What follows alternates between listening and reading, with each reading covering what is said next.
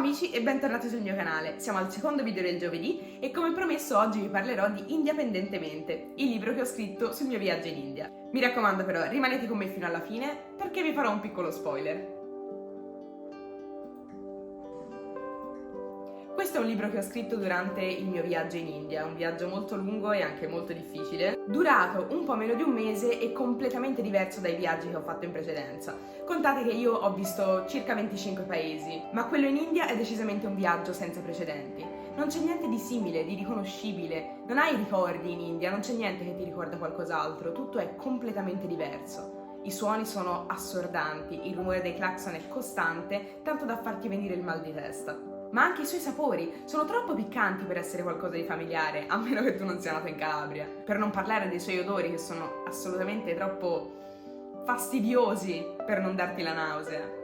Quello che secondo me rende unico questo libro è il fatto che è stato scritto totalmente a caldo, magari mentre mi trovavo su un treno e mi stavo spostando da una città ad un'altra perché in India le distanze sono enormi e quindi alla fine ti rimane anche molto tempo tra un trasferimento e l'altro e in questa zona di transito poi affluiscono emozioni e pensieri. Infatti è un libro ricco di cose provate sul momento, non ci sono grandi riflessioni a posteriori, ma ci sono proprio scene che io ho vissuto e che magari ho avuto difficoltà a digerire e quindi le ho dovute scrivere su un pezzo di carta per lasciarle anche un po' andare. Il mio viaggio è cominciato il 6 ottobre del 2023. Con il mio fidanzato abbiamo deciso di fare le ferie in India. Peccato che l'India non sia un posto da ferie, non è una vacanza, non è qualcosa di rilassante, non è un posto in cui stacchi da un periodo di stress. L'India è un posto che ti stressa, ma io ovviamente questo non lo sapevo. La nostra prima tappa è stata Delhi, la capitale, un posto oserei dire infernale, in cui oltre il 50% della popolazione appartiene alla casta dei paria, meglio conosciuti come gli intoccabili, cioè persone praticamente quasi tutte senza casa, che dormono per strada, che difficilmente hanno la possibilità di usare l'acqua per lavarsi e spesso non gliene viene data neanche l'opportunità, il diritto, ma solamente l'acqua magari per bere e comunque li ho visti bere dalle pozze, cioè per farvi capire quanto è dura questa realtà e nella loro vita anche diciamo lavorativa possono avere a che fare solamente con i rifiuti, con le fogne e con tutto ciò che è la morte. Perché in India di morte ce n'è tanta e anche la possibilità di entrarci in contatto. Noi non abbiamo tanta confidenza con il tema della morte, noi siamo supereroi, siamo invincibili, in questo mondo le persone muoiono quando sono molto vecchie. Lì non è così e secondo me hanno anche un rapporto migliore con questo tema rispetto a noi per esempio. Però la grande maggioranza della popolazione di Delhi, che sono comunque 28 milioni di persone, io non so se vi rendete conto di quante sono, l'Italia ha 60 milioni, si fa presto, che vivono in una città va bene, più grande di Roma, però comunque molto piccola, quindi sovraffollamento totale, e sono in uno stato di povertà che ti fa soffrire. Quindi immaginatevi che noi ci siamo catapultati in questa realtà completamente diversa, dove appunto non hai nessun punto di riferimento, niente assomiglia a qualcosa che hai già visto, e te non sei pronto. Non sei pronto perché per fare un viaggio in India penso nessuno sia mai pronto. E infatti ho dedicato il mio libro a tutti quelli che hanno il coraggio di sentirsi impotenti, a chi pensa di avere la coscienza a posto, a chi crede di essere pronto per andare in India e anche a chi crede di non esserlo. Sì, perché quello in India è un viaggio che io auguro a tutte le persone del mondo, è un viaggio da fare una volta nella vita e tanto non sarai mai pronto, ma almeno se prima di andarci hai accumulato quantomeno il racconto, l'esperienza di qualcun altro, non ci arrivi come ci sono arrivata io. Fregata dai racconti estasiati della mia famiglia. Prima c'è stato mio padre, poi c'è stata mia madre, poi c'è stato mio fratello per un sacco di tempo. E tutti mi hanno parlato dell'India come un mondo, intanto assolutamente da vedere, e su questo sono d'accordo, ma anche straordinario, bellissimo, tutti ne sono usciti un po' innamorati. E quindi quando sono arrivata lì io mi aspettavo di trovare quel mondo un po' mistico, un po' zen, in cui tutte le persone sorridono, sono felici e sono felici anche di averti lì. E invece questo, soprattutto nel nord, nel Rajasthan, che io ho fatto in 5 tappe diverse, non c'è. Le persone sono aggressive, non capiscono il no. Noi siamo abituati che quando diciamo no ad una persona l'altra smette. Loro insistono perché per loro è normale, è una cultura diversa. E a me questo, soprattutto nei primi giorni, mi ha stressato da morire. Infatti, il terzo giorno di viaggio, io ero in aeroporto, piangevo e volevo tornare a casa. Ma quindi questo viaggio l'ho fatto sì o no? Sono tornata a casa e poi sono tornata in India? Oppure è successo qualcosa? Sì, perché alla fine l'India è davvero un posto anche un po' magico. Succede sempre qualcosa per cui le situazioni un po' si aggiustano. Ma non vi voglio spoilerare niente. Vi voglio solo preparare ad un viaggio completamente diverso da tutti quelli che avete fatto. Non c'è un posto simile all'India, è completamente diversa da tutte le parti del mondo. E questo la rende incredibilmente affascinante, unica e sicuramente meritevole. Ma anche perché l'India poi è oggettivamente bellissima, solo che è una cosa che paradossalmente passa in secondo piano. Pensateci, no?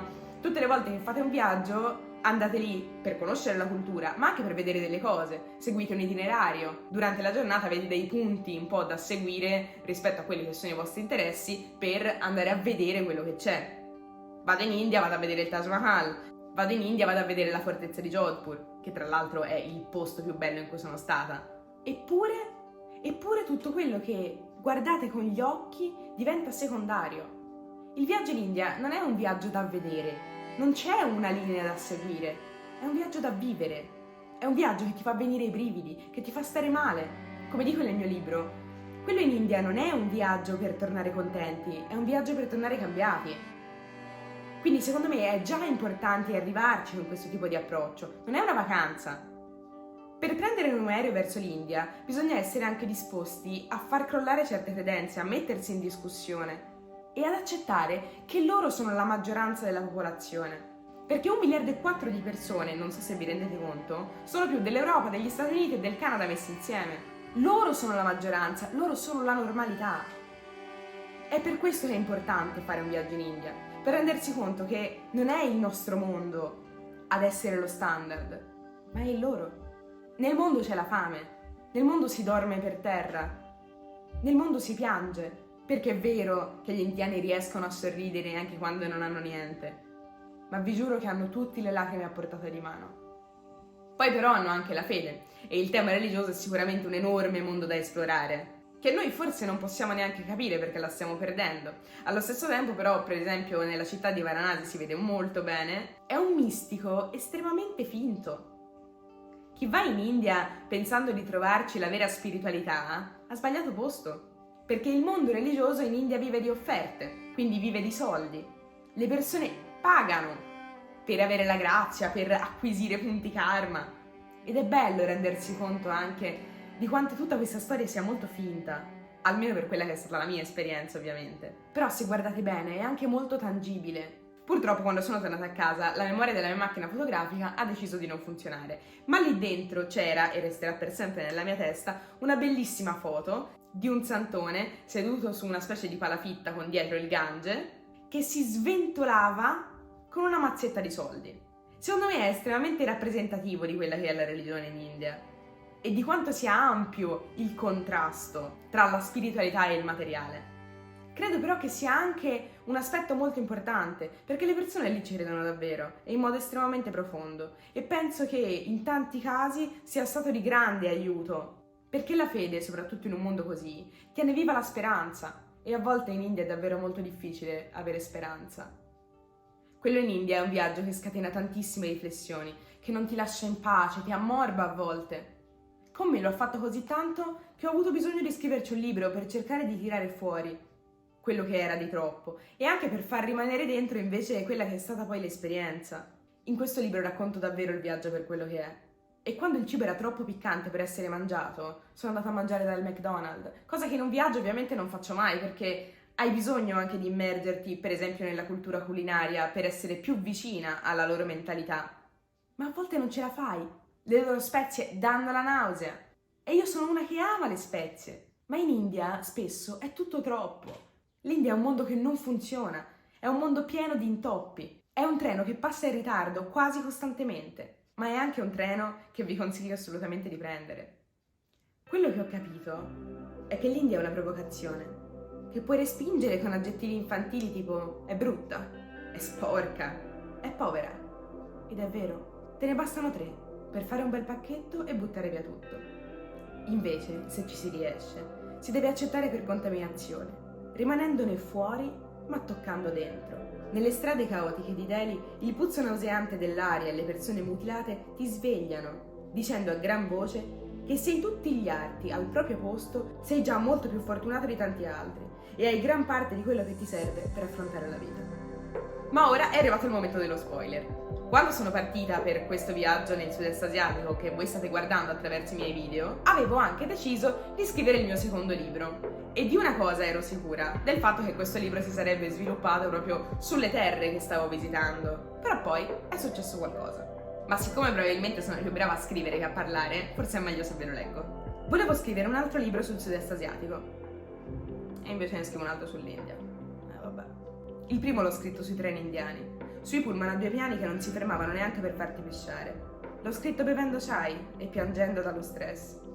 L'ho scritto mangiando troppo piccante per essere felice, tra un tuk tuk e una mucca stordita da quel suono incessante dei clacson. Il primo l'ho scritto a caldo, attraversando l'India da nord a sud, totalmente immersa nel contesto in cui mi trovavo, soprattutto emotivamente.